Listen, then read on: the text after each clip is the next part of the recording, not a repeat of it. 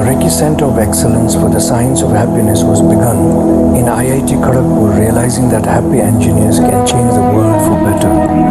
The idea of Alumina Dr. Reiki Singh was born. Presently, 10 courses are offered, some of which are Science of Happiness and Wellbeing, Happiness at Workplace, Measurement of Happiness, Sports and Wellbeing, Communication and Happiness, Ecological Wellness, Consumer Happiness, and others. The vision is to develop the center as a platform to nurture the science and practice of happiness through scientific perspective across research, academic programs, practice, and outreach. Researches are targeted in science and happiness, well-being of communities, organizations, individuals, various human species, technology, and practice. The mission is to facilitate a transformative journey beyond peace of mind, to be aware, wise, and create a deep and meaningful relationship with self and others. There are 10 projects including behaviometry, happiness in schools, wellness, B2B global partnership, and others.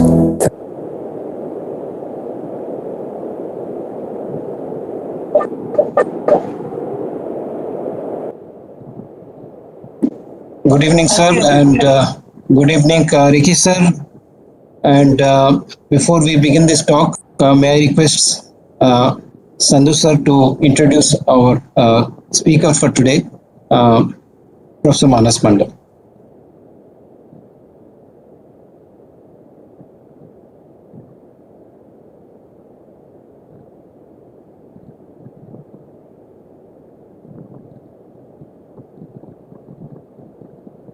Sir, you have to unmute yourself. Sandhu, sir, you have to unmute yourself.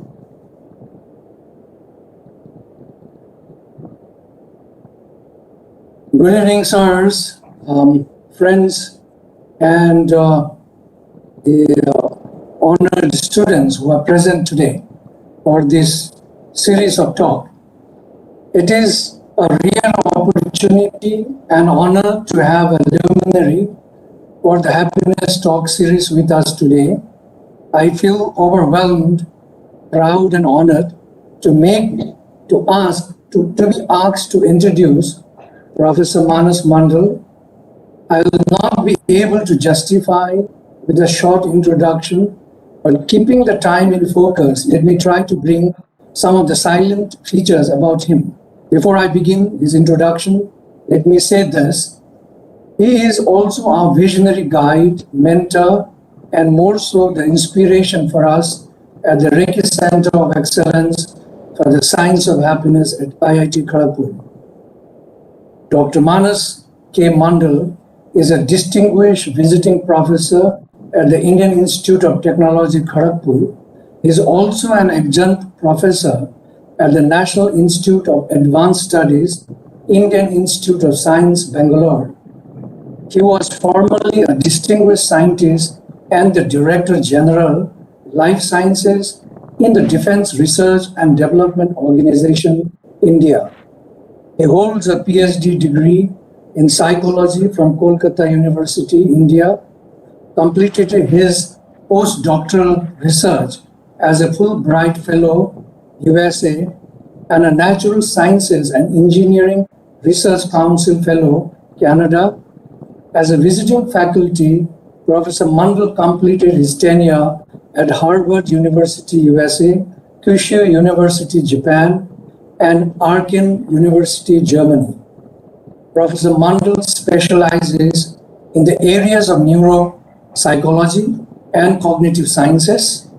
He has, to his credit, 14 books, over 100 research papers in international and Indian journals of high repute.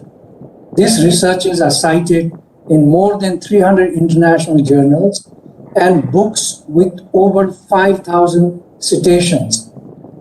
I could go the whole evening with this introduction, but given the time factor, with this short introduction, I request Professor Manas to begin his delivery. Thank you, sir.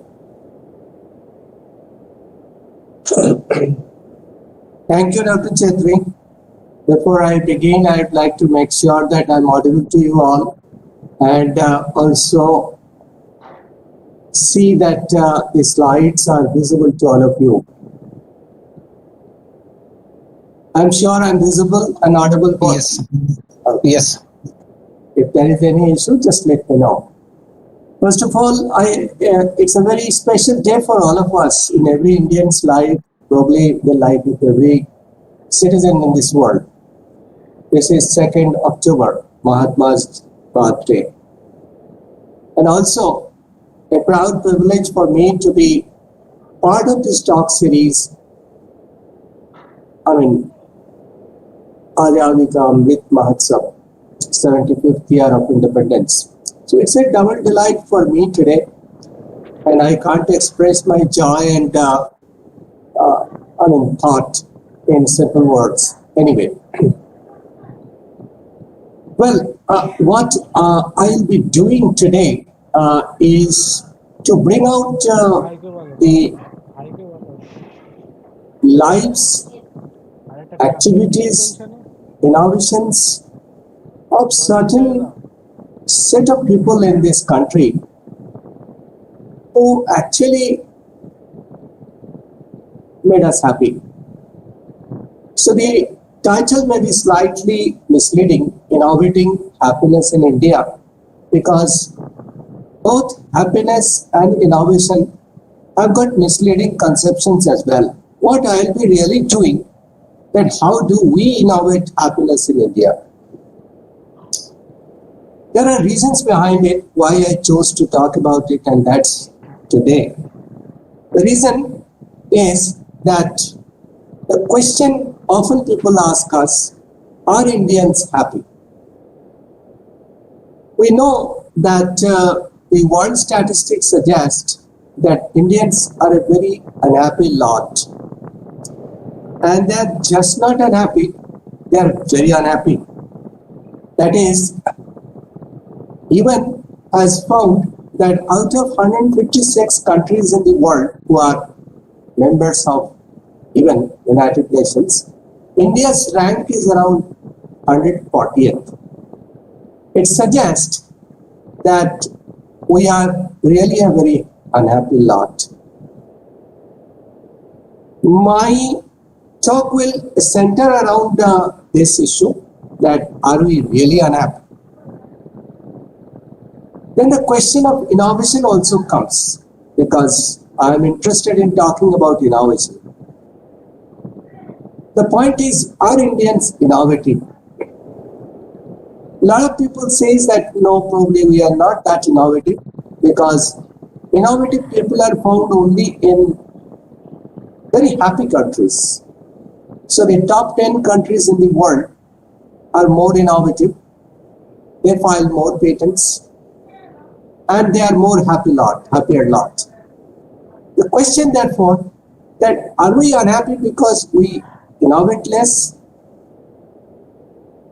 or are happier countries more innovative? Really?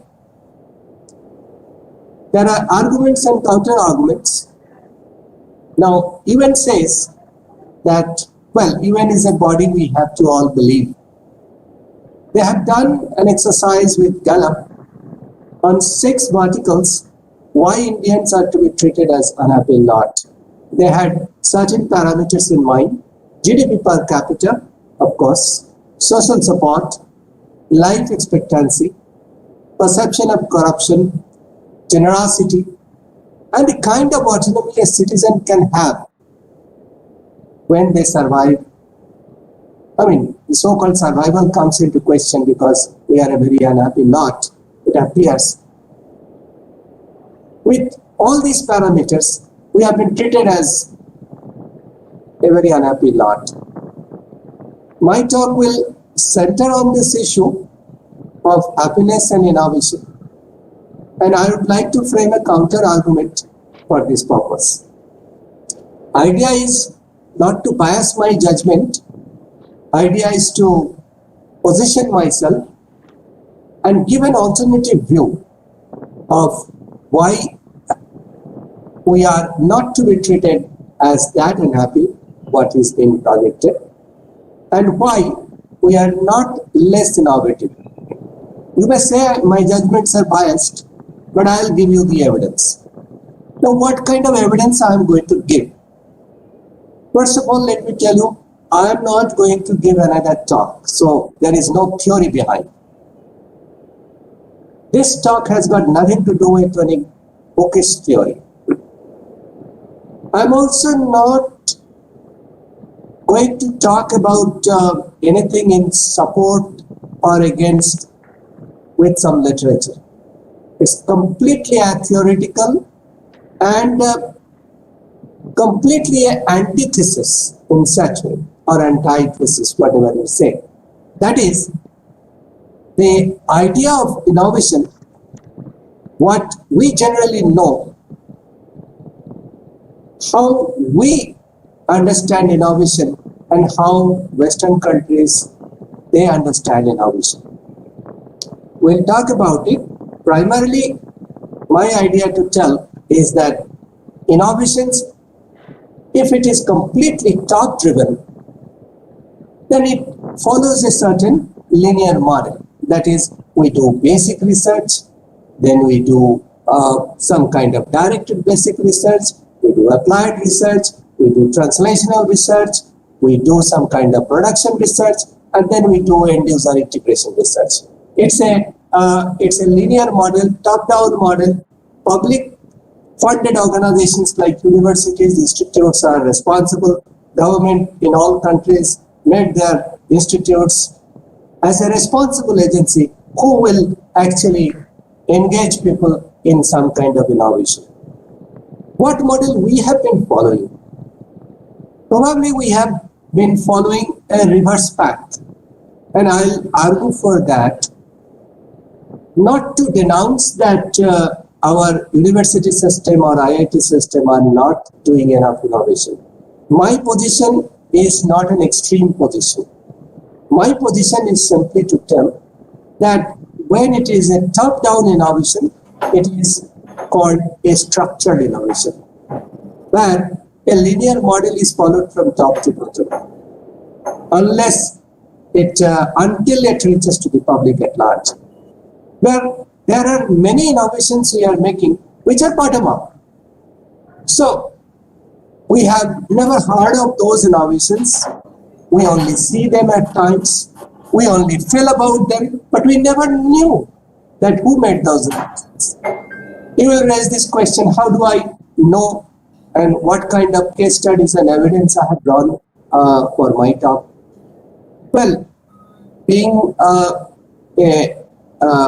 servant of defense organization, I had the opportunity to travel all around the country, every nook and corner, especially the coastal regions and the sub-Himalayan terrains. It should not be less than 6,500 kilometers.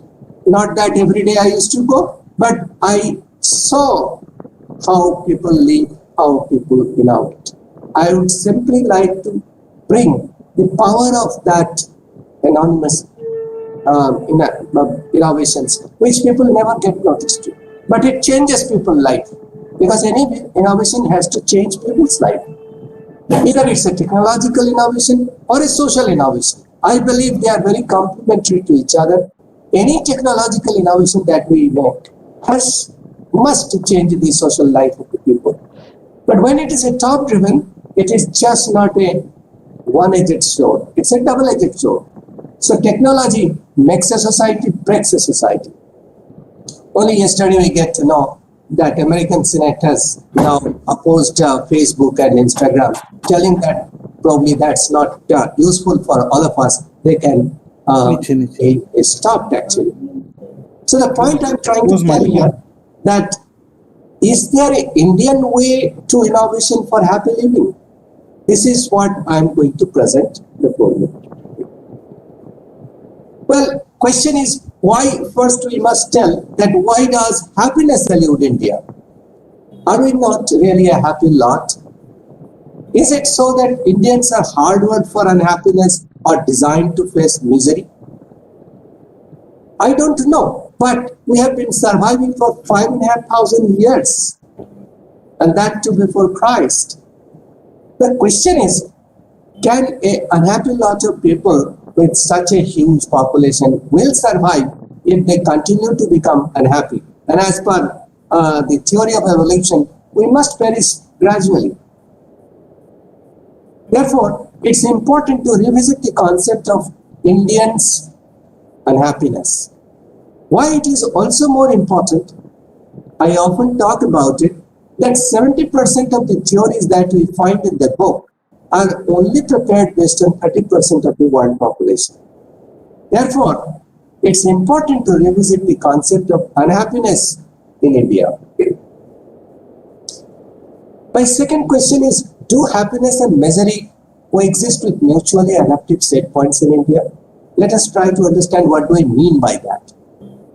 The adaptive set point means we may be very happy, but we always return back to a set point, threshold point.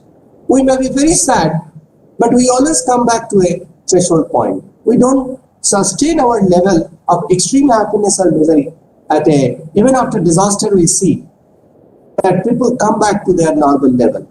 Even after getting lottery ticket or doing huge innovations, they come back to their normal state. After Nobel Prize people got, they come back to their normal shape and size.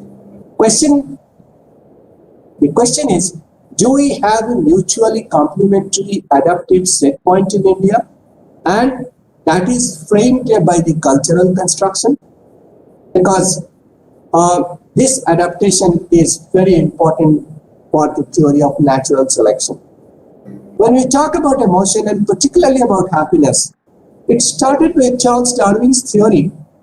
1872, he came up with the book of The Expression of Emotion in Man and Animal, where he very clearly said that happiness attracts people. And that's the way people develop society, community. And that's the way they become collective. India is firmly a collective society. Therefore, the question is, if we are an unhappy lot, if there is a drift in our mutation in the gene structure, then we would not have survived this law. So, this is a counter argument, but we must switch to other points as well. Let us see the innovation as a point also. Question is, it has been found that the top 10 countries in the world which are happiest, they also make huge innovations. So these innovations, people often say, depend on the affluence, that is your resource, your logistic, tactical, strategic resource that you have. And as a result of which, more you innovate, more your life becomes easy and you become happy and happier. When you come to India, you see 2015 onwards, our innovations are increasing. I mean, today we have got a rank of 52. 2015 we had a rank of 81. It's quite a substantial growth. But at the same time, and economy also has grown to that extent with the innovation. Question is, if innovation and happiness are so correlated, then we are continuing with the innovation, but our happiness index is going down from 2011 to 2021. If you say we have dropped from 111 to 121 to 123 to 133, and today it is 140th position out of 156 countries. So, what kind of innovations then we do? Our innovations probably, I'm trying to repeat this statement, that I'm not going to make an overstatement on the issue of structured innovation, which is done technologically in a top-down manner. Nature has just published an article for which there is a very huge uproar that basic research doesn't lead to innovation. Government is wasting a lot of money in actually spending process research without doing the product research. Actually, both are important, but I am not going into the deliberation or critical issues. I am simply trying to tell that what kind of innovations we are interested in the country. So our interest in the country is something that offers solution to complex social problems. So we don't try to, well, we also try to go to Mars. But take the example of China. They have sent rocket to Mars, but they are not in a position to give clean air to their citizens. People are actually going everywhere in the space and the universe, but we are still not able to give potable water to everyone in this world. 2.5% potable water is only available today in this world, and by 2030 it will reduce to 2.1%, and by 2050 3.1 billion people will not get potable water. They will all have to get water through other sources. The question is that the kind of innovation we are talking about top down, our approach has been just opposite to it. We are more interested to solving complex social problems through innovations. And our innovations are also utilizing the traditional knowledge. As I said, we have been surviving for the last 5,000 years. So there must be an effective mechanism, a coping style that can be utilized for contemporary use. We don't lose, in a top-down technological innovation, every innovation must lead to every new ignorance. Our style may be slightly different, that we revive certain traditional knowledge in order to make it in a contemporary use. And thirdly, our innovations offer significant value in our ability to adapt in adversity. That is, we are a country with a lot of disaster proneness, a lot of difficulty. We survive with a huge population, but we still have many surplus things, which like food. We have much of our surplus food which can be fed to half of the Africa. The question is that our attention towards innovation is more bottom up. That is, you identify the complex problems of the society and therefrom you start your innovation. Now, both kinds of innovations are very important. That you want to make sure that a lot of technological developments can take place through a top-down process. And it's also possible that we do innovations when you face challenges. In world where we have seen, when steam engine was created, the knowledge of thermodynamics was not there, but it's still been created. So the question is, when there is a demand, it comes up.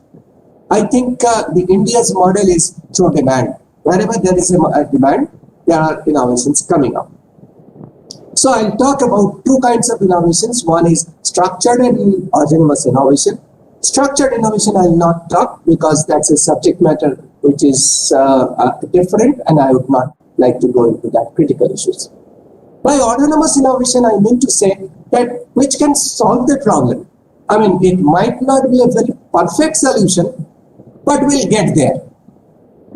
So when a farmer has to charge his mobile phone and he is in the field, he will just carry a panel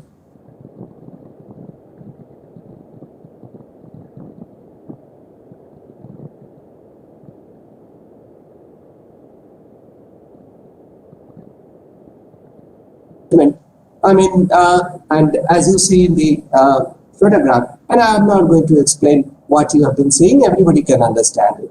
So it's a solution that bends scientific rule into one's favor. We are actually bending scientific rule into one's favor. That's why I sometimes call it as nonsensical science.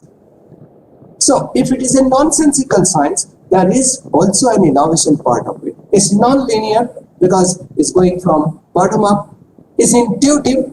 We call it life hack that maximizes our resources. We don't spend that much of money, but we still get into there. It's very flexible, very frugal, very instinct-driven solution. It's non-funded. Such projects are non-funded, not peer-reviewed in journals, not publishable. But people have been doing it. People have been innovating it. So the talent in innovation cannot be denied.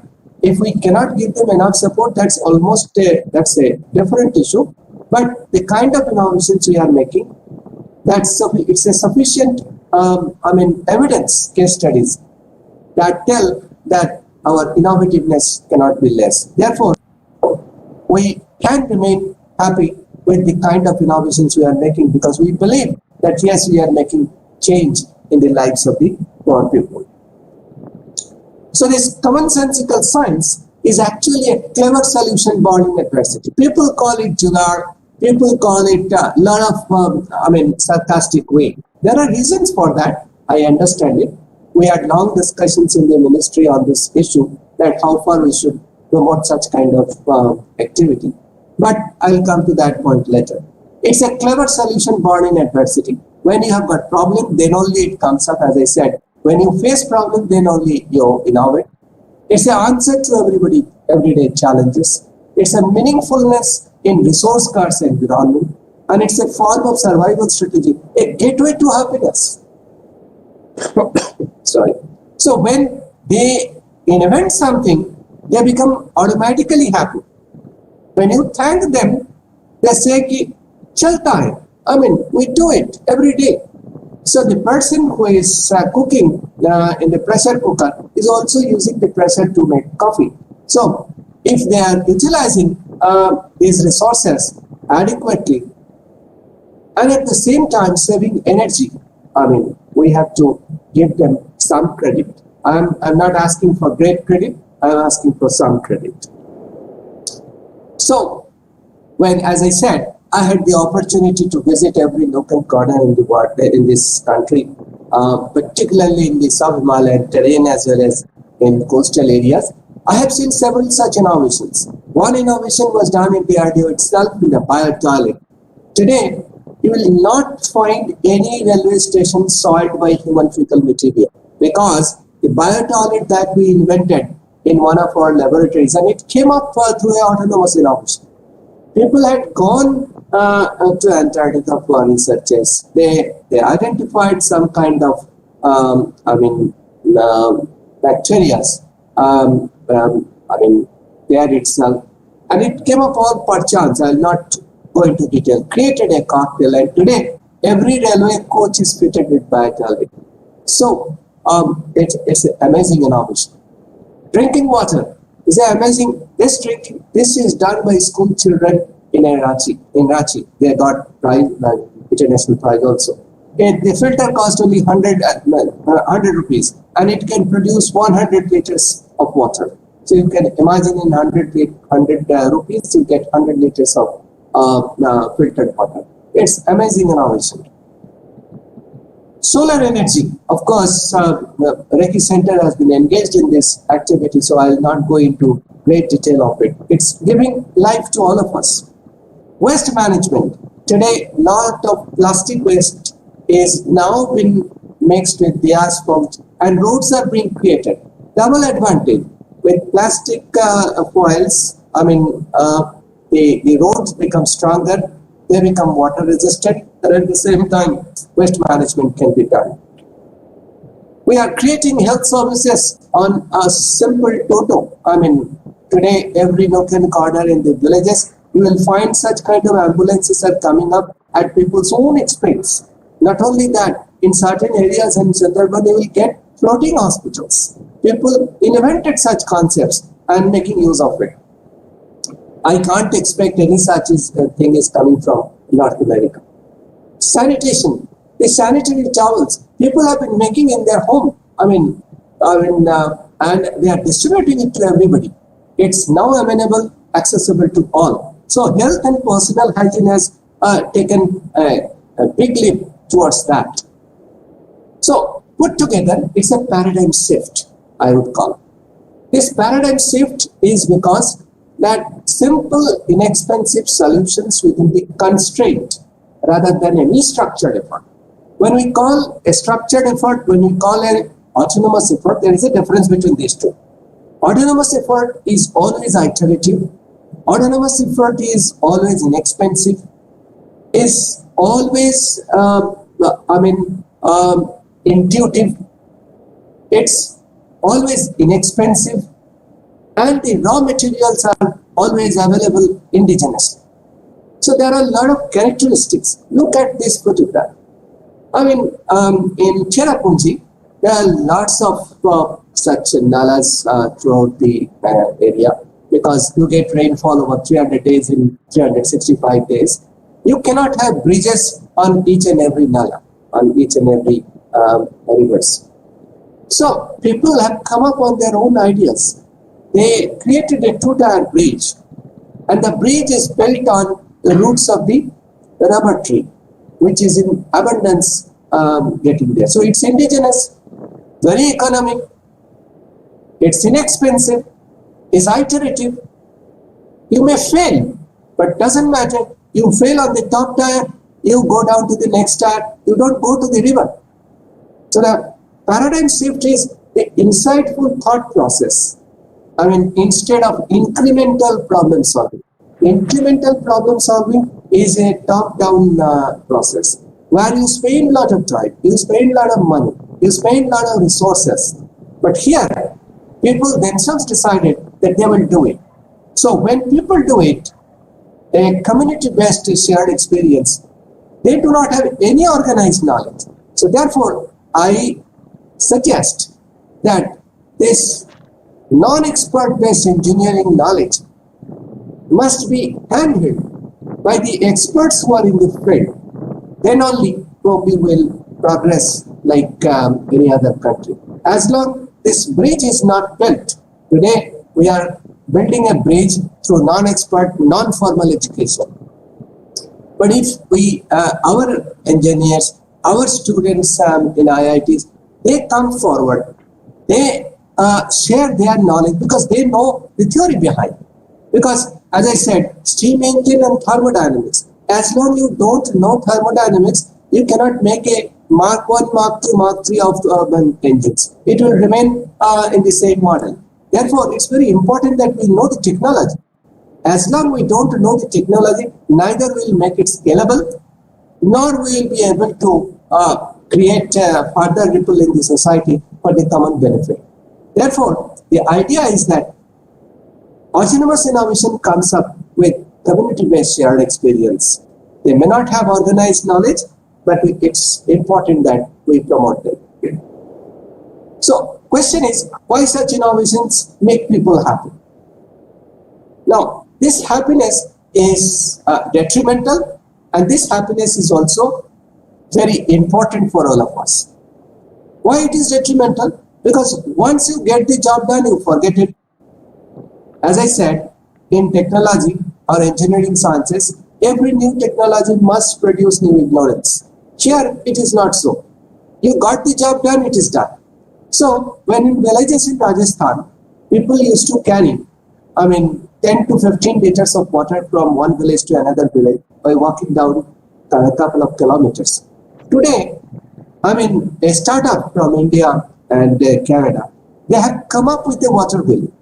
They can actually roll 75 liters of water while they cradle their baby in one hand. So the point is that these things are actually making people happy. We are talking about happiness and innovations. Now, happiness and innovation will come together when we solve people's problem in a bottom-up approach. And we should be able to fight inequality, that somebody has a hand pump in his house and somebody is fetching water 4 kilometers away from their home. This is inequality. We have to bring that kind of sustainability, and people must be having the feeling of autonomy. That's what is very important in happiness, that we should have affluence, we should have autonomy, and we should have appreciation. Affluence comes from, biological, physical, psychological resources. Autonomy comes from getting those things or gadgets or instruments or produces which allow them to do what they want to. So autonomy is a very important feature in happiness. I may have a lot of money, but I have blood sugar, I cannot take Rasgulla. So the question is, my happiness is not there even if I have got the money. So money doesn't buy happiness. Therefore, bringing autonomy is a very important concept in happiness. And we must be able to create new relationship through this. Here, the communities help each other. Therefore, when the community help each other, it becomes a strength within the society. And this creation of strength, new relationship, doesn't come from brainstorming. People do brainstorming in laboratories. Here people do it through brainstorming. Brainstorming is nothing but they all face problem, they all think simultaneously, they all come up with some insight, they all sit together in panchayat, and then they come up with a new idea, and then they create all of them. Question is, this brainstorming is something which is a very innovative way of looking at things, and we must be able to tap that resources. But the question is, if this is so good, then why does this fail? It fails because mostly it becomes a one-hit victory story. They are not evidence-based. As long as structured, once the idea is hit, we must be able to collect evidence against it. I have given you the example of this refrigerator. Mansukh Bhai is a person who in Gujarat created this. This refrigerator has the potentiality of having self-life of the vegetables for the same time as the electrically operated refrigerators do have. So Dr. Kalam gave a special prize because it has become famous. Because of this mitti coal. Mitti coal today is an industry, is $1 million industry, but not $1 billion industry. Question is, this world has got a lot of energy issues. Why not mitti coal has been successful and become $1 billion business? The reason is twofold. First of all, there is no technological handholding. There is no evidence. The scalability has never been thought. It remained within a person. It cannot become an expendable model. And this remains a low risk, low cost venture. As long as it doesn't become a high cost model, it will not work. So in economics, we always talk about two things, need and want. Need, if your need is there, if you do not have a choice, then you get it whatever you find. But if you have got more choices, we call it want. So when our needs are getting fulfilled, our mindset is changed. We need to have a mindset where we must allow more choices in our life to come into picture. Therefore, we need an expert handholding also in such kind of venture. I'll take 5 more minutes. One is that then question is, I was thinking about how we can create future jobs through social innovation, because we are really we are nowhere close to technological innovation where the world is moving. But we can utilize the available resources in a different manner. I mean, we can do skill development through non-formal education for elderly. I mean, the lab on chip concept has come everywhere. Now, skill development is a government program. It is running very well, but it needs to percolate further, and non-formal education doesn't have a curriculum proper. We need a proper, it's just not skilling. We are not interested in developing semi-skilled worker. We want I tried with a crane driver. I mean, a crane operator requires a precise and very heavy skill, because I was part of it. And I found that unless they understand every part of the activity, they would not be able to operate it. And today, we find that most of the uneducated people have been operating, and they're doing very well. So we need a proper training. We need to tap rural women power for non-traditional blue-collar jobs, like the mechanical job. I mean, you find in Madhya Pradesh, in Bilaspur, actually, this has come in India today. The village women, they found that the tubers are getting broken within a year's time, and they had to fetch water from miles away. So they took the wrenches and hammers in their own hand. And today, this 5 women, they started having a startup for themselves. They are all uneducated people, and in a span of 60 kilometers, they have been fitting each and every tube. So they can do it.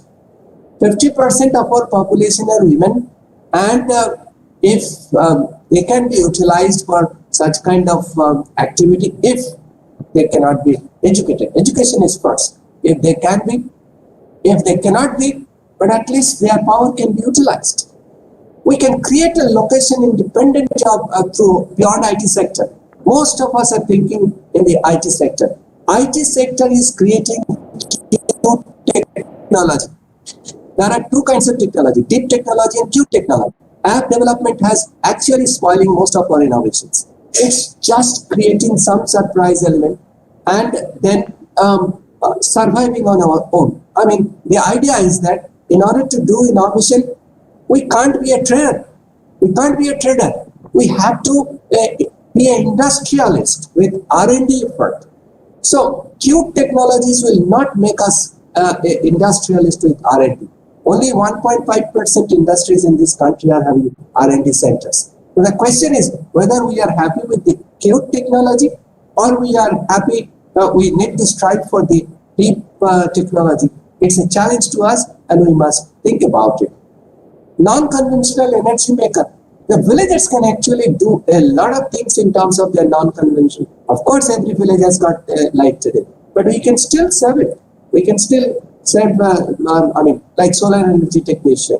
We need to get more and more of such. So we created Reiki Center for the Science of Happiness to promote such ideas to our students. By now, in last 4 years, we have actually trained over 4,500 students in this area. In the sense, telling them the basics behind it, why they should strive for it. For us, happiness is just not calmness, comfort, or peace. We don't believe in that. We believe science of happiness is about insight, awareness, and innovation. If we are happy, we must be able to innovate. If we are simply happy and calm and peace and comfortable, we'll never be happy for a longer period. It's a process, not simply a target to achieve. And it's a systematic knowledge to create happiness for others within constraint. So it's important that we call it as a journey, not a destination. So my last slide says this. It's a 50-second video. If you want to watch, I can just try to play it. This is found through, I don't know whether I can play. Yeah, it's coming up. It's just 50 seconds. You can see to it and then understand. It's Anna Hazare School which actually did this project and such a wonderful and brilliant idea. By the time it comes up, well, it's coming up.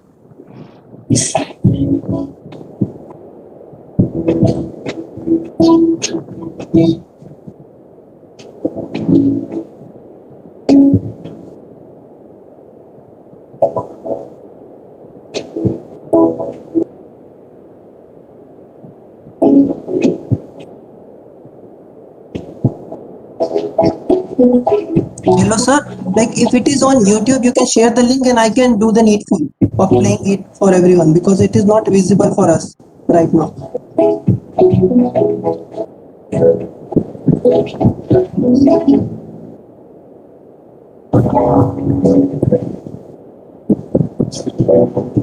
Hello Manas sir. Effective designs for social change. That's what. Sir, we are not able to see it. You could not see it? No, sir. So if you can just share the link, then Ankur will present it. It's already there with Diganto, I think. It's already there. And I don't know. Diganta, can you present it, Diganta? You couldn't see it, huh? If you can just paste that on the chat box, then we will copy it and present it. Yes, I am just doing that. It's a wonderful thing and it impressed me actually. And since I'm neither an engineer nor have any knowledge in any such sciences, but question is, by the time he does it, if anybody has got any comment to that. Sir, Yes. you'll have to unshare the screen so that he can share the screen. Sure, I'll do that. Thank you, sir. So, thank you very much, sir, for this very wonderful and inspiring and insightful talk. We will just see the presentation. Yes. Diganta De. And when it is ready, we can run it. But meanwhile, we have Ricky sir with us, and we would like to start the discussion with comments and observations with sir. By sir.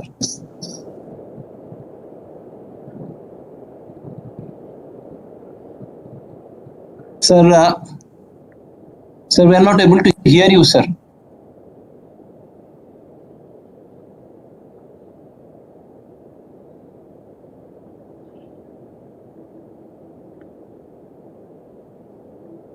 Sir, your audio is on, but we are not able to hear you as of now. Could you, sir, rejoin again? Then maybe it will work.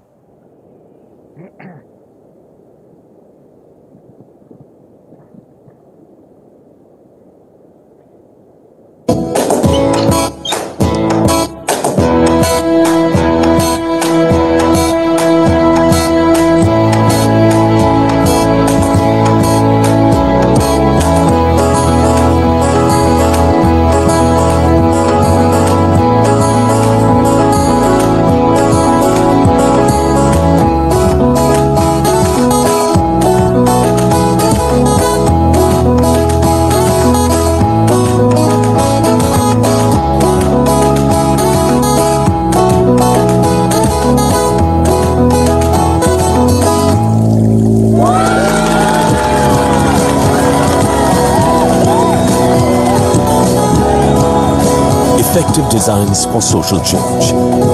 That's what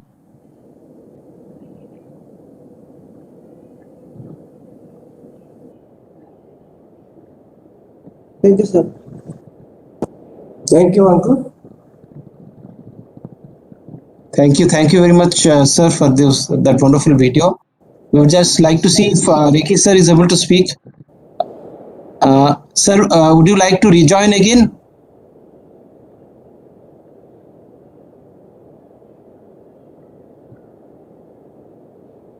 We will follow up with other questions. So Saurav and others, if you have questions, you can either use the microphone or Ankur can read out the questions, and we will take the questions. And meanwhile, I'll just try to sort out the problem with Ricky. Facility the Q&A Can you hear me session. now?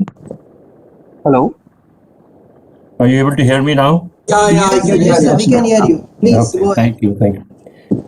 Professor Mandal, you were wonderful. It was very inspiring. Thank you, sir. I think you started off by talking about why India is rate so low in the happiness index, and that always confuses and makes me not feel very happy. Yes. And I think you went into trying to tell about how innovative we are, and that was quite interesting and inspiring to see how effective social innovations can be. Am I audible? Yes, perfectly.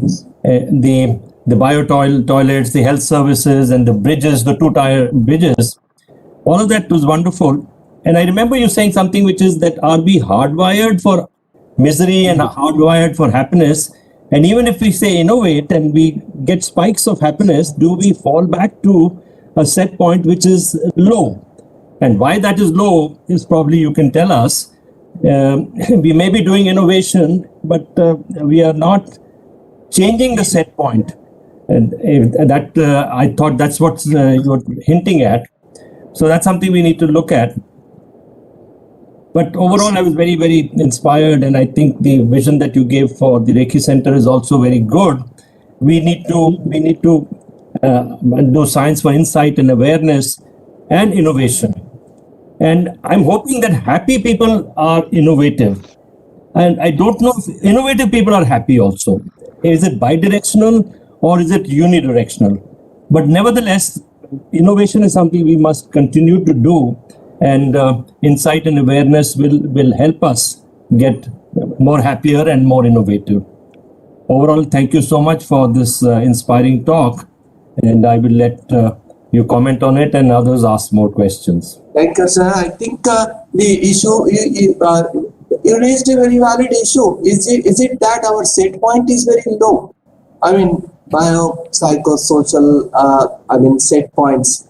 Probably it is part of our culture that we never encourage ourselves to be too happy.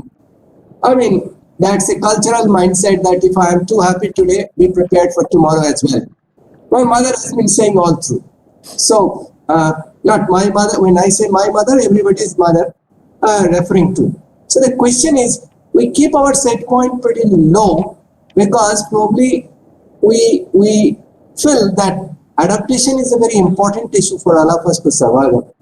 Now, when survival is ensured by a social policy, then in such case, I think the issue becomes different. In our case, probably that's why probably UN has asked for doing this happiness index, and people must understand the social policy must be geared towards making people more happy. And by happiness, we mean not only affluence, the autonomy and the appreciation of what is happening around me. I think there are deep-rooted issues. It just can't, I'm not so competent to talk in great detail about it, but I'll certainly think about it, that how can I explain this question. Thank you, Professor Mandal. Thank you. Thank you, sir. Thank you, sir. If So I the may other just question. Sure, sir. Let me Please. just add to the discussion. In fact, Pakistan is higher than India. Yes. Like in 2021, in 2020 it was at the 66th position, and India was at 144th position of 156 countries. So there are countries which are worst of India yet higher than India.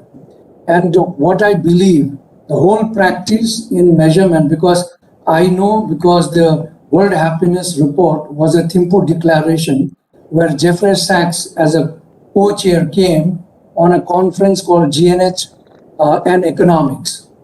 And we decided to have World Happiness Report, and we thought it would be based on the domains of our domains of GNH. Then they came with their own domains. Of course, it does include a lot of our insights in there.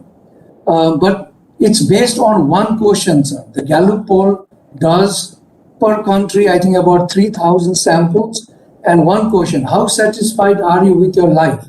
And imagine if the vendor is a congressman in India, and probably he will have all the Congress people to fill that, mark that 1 to 10 on the ladder of 1 to 10. So based on which then they try to back it up with the Human Development Index and all the reports of the government on social indicators and so forth and so forth. So, that's the reality. That's the reality. So we should not be unhappy that India is not at that ladder. And what Professor Mandal just came out with this beautiful thought about that our culture, whatever it is, I think it's a much more happier stock in the world than anywhere. Just wanted to add that comment. Thank you. That's a prerequisite for collectivism. The countries which are happier are all individualistically oriented countries. And the countries which are otherwise considered to be unhappy, they are collectivist countries. The collectivist countries have their own philosophies. We sacrifice our happiness in order to make others happy. So that's the way our mothers brought us up in a particular fashion, and we actually emulate them. That if I can make 10 people happy, let my happiness be sacrificed. I think this philosophy is not entertained in Western culture. Probably that could be one reason. And I did not mention about the issue of negotiable fate and personal control. Western people become happy when they have got more personal control. And we believe in negotiable fate.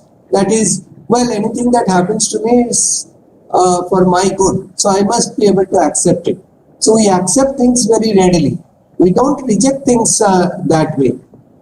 I think there are a lot of other variables. It just can't be explained with one or two variables. And Professor Damodar, Professor Patnaik, and we actually sat long hours on this issue. There are many other issues. This is just one example of it. Sir, I have a question. I'm sorry Yes. to jut in like this. Yes, please, yeah. Sir, You're right. let me.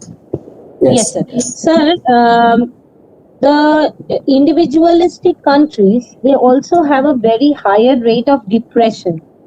So, individualism has been marked or identified as a feature for depression.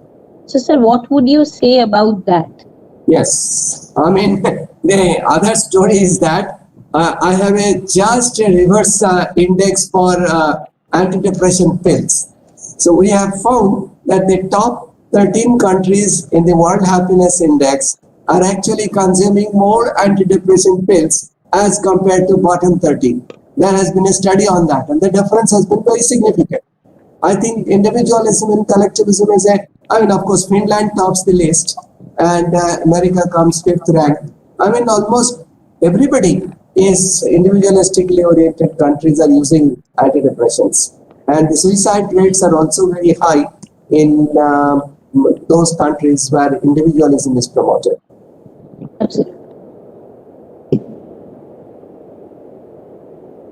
Okay, ma'am. So I think Damodar sir also wants to ask a question. Please, sir, go ahead. I have certain points to mention.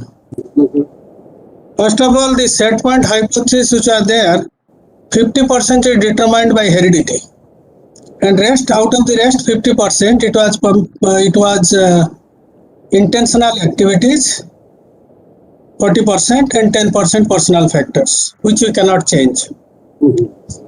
And we cannot also change the heredity. But this is also debated, and recently some of the publications I have read that 50% is also gone less than that. That means it may be 40%, and one of the center in USA, they have objected to it, and it has been revised. The heredity we cannot modify. However, we can modify all our other aspects. Social infrastructure, the things that are associated with living, from food to everything, water and everything, what Manas was talking about. Improving these things can improve our conditions of life, which is measured in happiness global index. How happy are? Worst possible conditions of life, best possible conditions of life. Conditions of life or good life is the central point in happiness. And it is simply cannot be judged on the heredity, we cannot change. But many of the things we need to change, from water, food, irrigation to everything. It not only includes the infrastructure, it also includes a part in mental peace and mental health. So all these things must be taken into consideration why India is low. Perhaps the people are struggling, and what Manas has emphasized, that the contextual innovation, what is appropriate to the context, that sort of innovation also brings happiness among the people. Yes. That I agree completely with Manas. Contextual innovations, whether you call it Jogad innovation or something else by the name, that brings us happiness. But happiness concept must not be understood in some way that it is only mental peace, as he has mentioned. It should not be confused. It includes mental peace. Along with that, conditions of life or good life is the central theme in happiness. What makes us our life good? Perhaps we need to develop our other parameters, from relationship to infrastructure to mental peace. Many more things involved with that brings us that brings within us the conditions of life. And once the conditions of life will improve, our happiness may go up. And when they are comparing with Western countries, there the facilities are more, conditions, autonomy is there, flexibility is there. That makes the happiness, they pipe up in the happiness ladder where we lack. Perhaps that is. And in our context, it is the contextual innovation which will bring us the happiness. There is no doubt about it. And happiness is not centered around the mental peace alone. There are many more factors that brings the good life, what the World Happiness Index measures. and only they measure it in one parameter, how happy you are.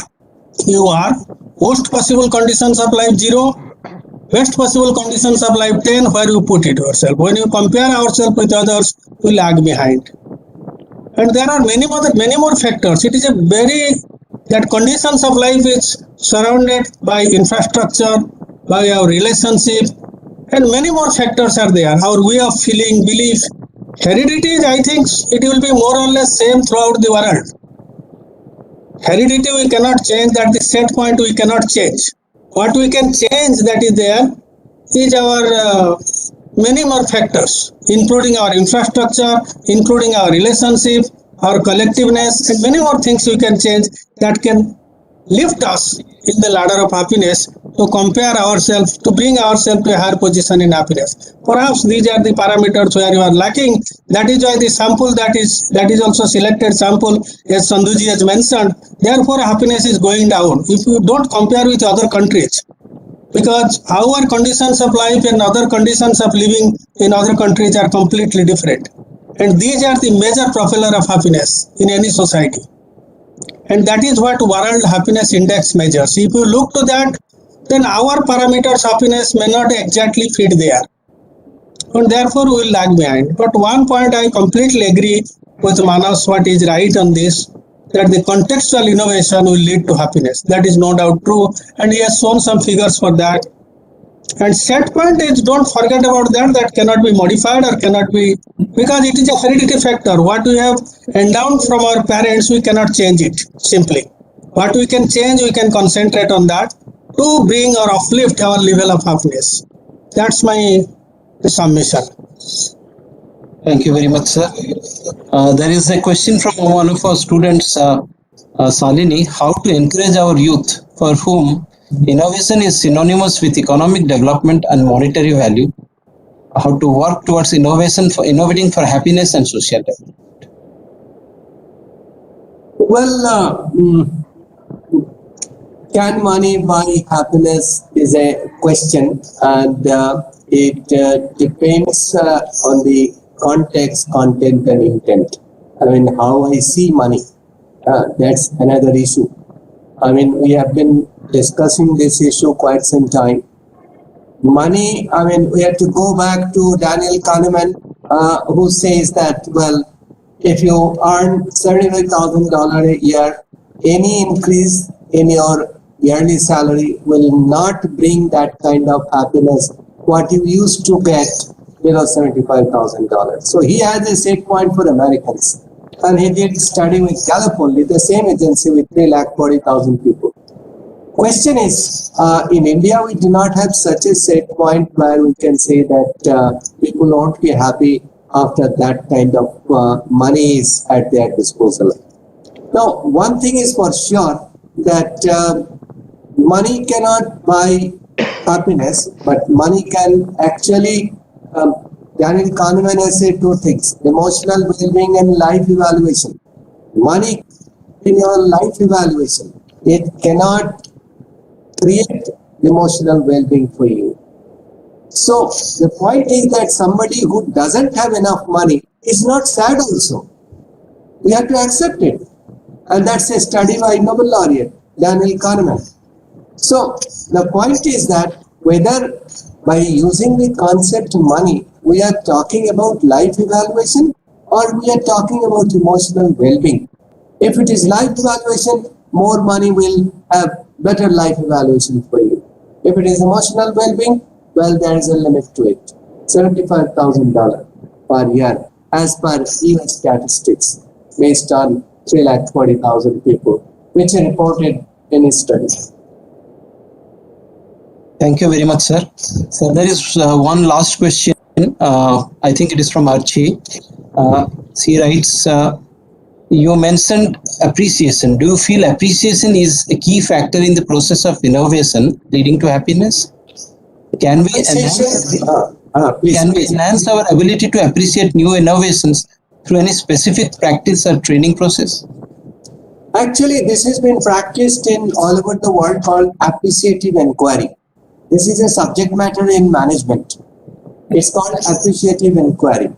that when you, having academic skepticism, scientific skepticism and appreciate inquiry are considered to be the best recipe for innovativeness. Academic skepticism or scientific skepticism means I should be able to argue, and every answer must give me more questions. So that's called skepticism, academic skepticism.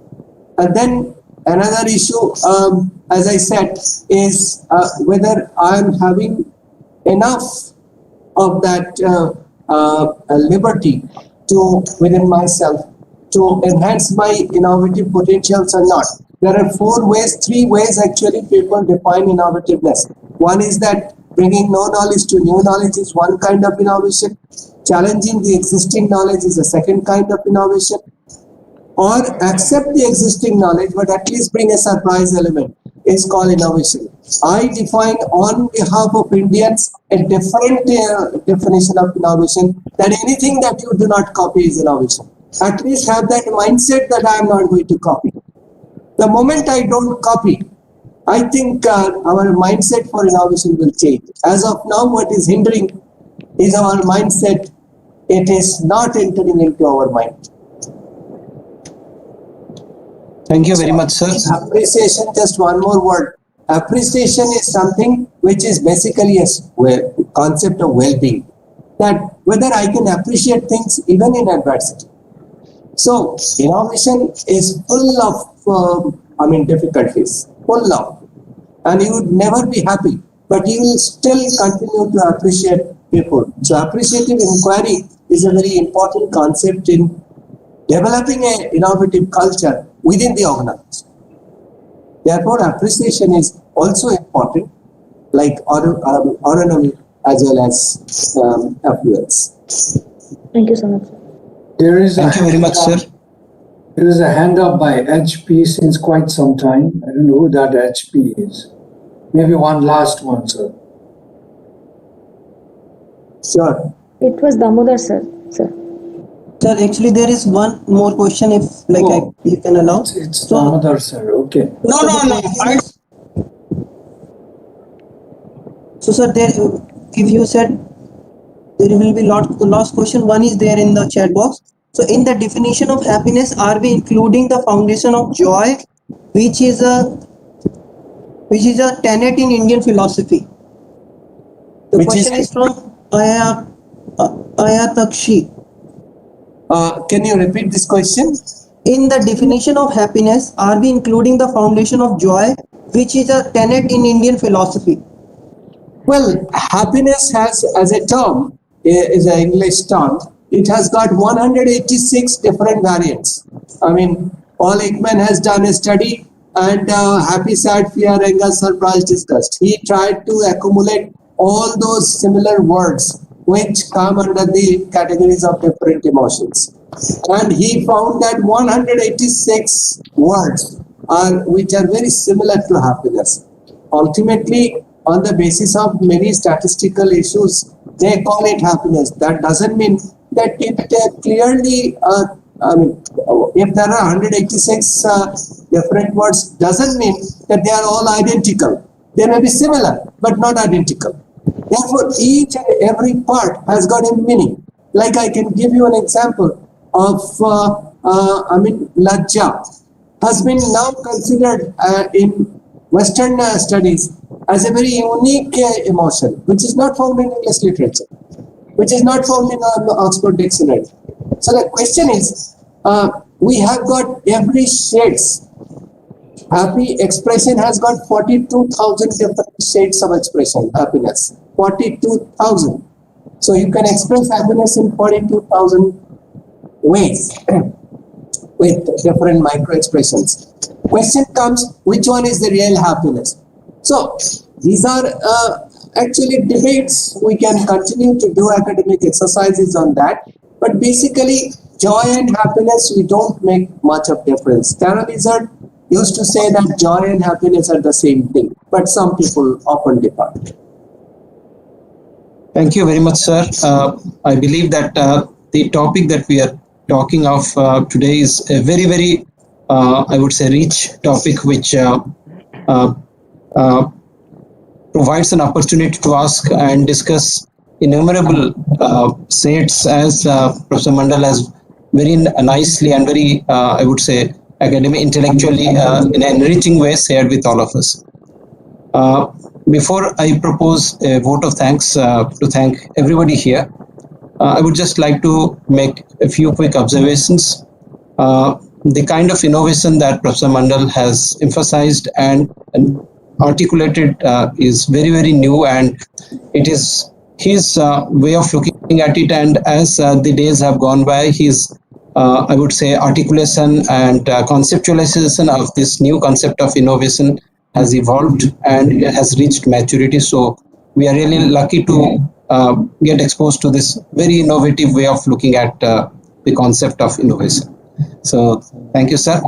The second point, which touches all of us and which he has shared, reminds me of two very poignant lines in the 18th century Bhakti poet of Odisha. And in Odia, it goes something like this: Mo jibana pache nartye padi thao, jagata uddhara ho. So I will just translate it into Hindi, because again, translating into English will probably distort it. मेरा जीवन नरक में हो लेकिन जगत उद्धार हो. So I'm just quickly translating it. So even if my life is destroyed, doesn't really matter if the world is preserved. So the meaningfulness aspect in the context of collectivism that Professor Mandal highlighted is so much a significant aspect of the Indian ethos, has been beautifully brought out. Thank you very much, sir. And thanks to Rekhi sir, thanks to Swar sir, and thanks to a number of other guests from other places who are with all of us today to make this talk a success. Of course, our special thanks to Professor Mandal, who is here today, of course, as our speaker, but is almost always there with us during the other talks, along with Rekhi sir. So, and Sandhu sir, and very often Swar sir as well, which makes these talks very, very exciting. Our special thanks to all our students and our scholars for raising issues, being always there with us.